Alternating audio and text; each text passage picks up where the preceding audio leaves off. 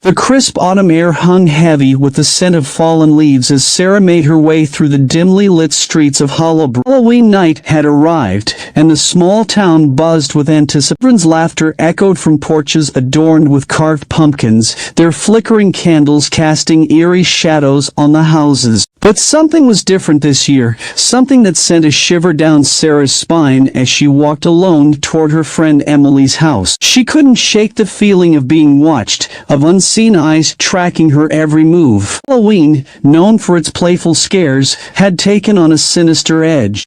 Emily's invitation had come with a cryptic note: "Come early, but don't stay late." Sarah thought it was just a prank, typical of Emily's sense of humor. Still, unease nodded her. The house loomed ahead, an imposing Victorian mansion that had seen more Halloweens than any other in Hollowbrook. Its ivy-covered walls and ancient oak tree in the front yard gave it an otherworldly appearance. Sarah hesitated before climbing the creaking steps to the front door. As she rang the doorbell, it swung open slowly, revealing a dimly lit hallway beyond. No sign of Emily.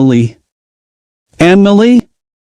Are you here?" Sarah called, her voice trembling. No response. She stepped inside, the heavy door closing behind her with a haunting thud. The hallway was lined with antique portraits, their eyes following her every move. Sarah's heart raced as she ventured deeper into the house. The flickering candles and the sound of distant whispers added to her unease. A voice echoed from upstairs, faint but unmistakable. "Sarah, come up," it called. It sounded like Emily, but something about it sent chills down her spine. She climbed the creaky stairs, her footsteps echoing in the silence. The second-floor hallway was darker, colder. Moonlight seeped through cracked windows, casting eerie silhouettes on the peeling wallpaper. Sarah's breath caught as she reached Emily's room, the door slightly ajar. She pushed it open and gasped. The room was adorned with candles, casting a surreal glow. In the center, a circle of salt surrounded an old,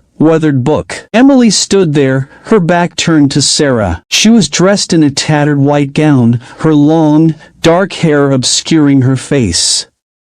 "Emily, what's going on?" Sarah stammered, but Emily didn't respond. Instead, she began to chant in a language Sarah couldn't understand. The room seemed to pulse with malevolent energy. Panicking, Sarah backed away, tripping over an unseen object and crashing to the floor. The room grew darker, and Emily's chanting grew louder and more frenzied. As Sarah struggled to her feet, she realized she was not alone. Shadowy figures materialized around her, their eyes empty voids. Desperate to escape, Sarah made a run for it, but the hallway seemed to stretch infinitely. The walls closed in, and the figures reached out for her.